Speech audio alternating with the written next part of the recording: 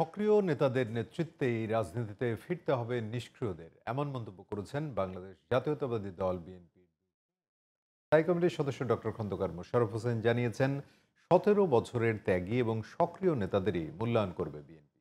অন্যদিকে শৃঙ্খলা রক্ষায় তৃণমূলের নেতাকর্মীদের সতর্ক থাকার আহ্বান জানিয়েছেন দলের স্থায়ী কমিটির আরেক সদস্য নজরুল ইসলাম খান। বিস্তারিত মনিরুজ্জামানের বিশেষ। ২০০৭ সালের পর থেকে ১৭ বছরের বেশি সময় ধরে ক্ষমতার বাইরে বিএনপি। এ সময় নানা কারণে অনেকেই রাজনীতিতে নিষ্ক্রিয় হয়ে পড়েন কিংবা দূরে সরে যান। আওয়ামী লীগের দেড় যুগের একনায়কতন্ত্রের বিরুদ্ধে রাজপথে আন্দোলন করতে গিয়ে বিএনপি ও সহযোগী সংগঠনের বেশিরভাগ নেতাকর্মী জেল জুলুম কিংবা নির্যাতনের শিকার হয়েছেন। সরকারের রক্তচক্ষু উপেক্ষা করে দলের আদর্শ বাস্তবায়নে ভূমিকা রেখেছেন তারা।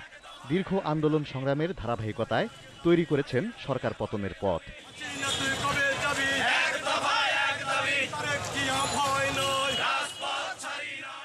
দীর্ঘদিন আত্মগোপনে কিংবা নিষ্ক্রিয় থাকা নেতাকর্মীরা সরকার পতনের পর বিএনপির রাজনীতিতে সক্রিয় হওয়ার চেষ্টা করছেন। ত্যাগী ও সক্রিয়দের সাথে দ্বন্দ্বেও জড়িয়েছেন তাদের কেউ কেউ। এতে অনেক জায়গায় দুর্বল হয়ে পড়েছে দলীয় শৃঙ্খলা।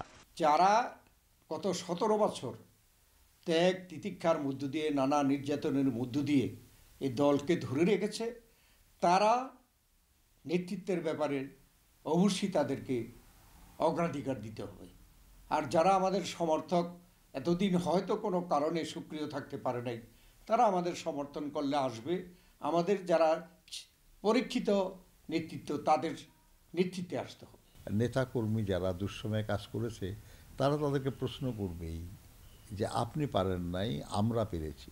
কাজে আজকে আপনি যদি বসতেই চান, ওই পেছনে বসেন।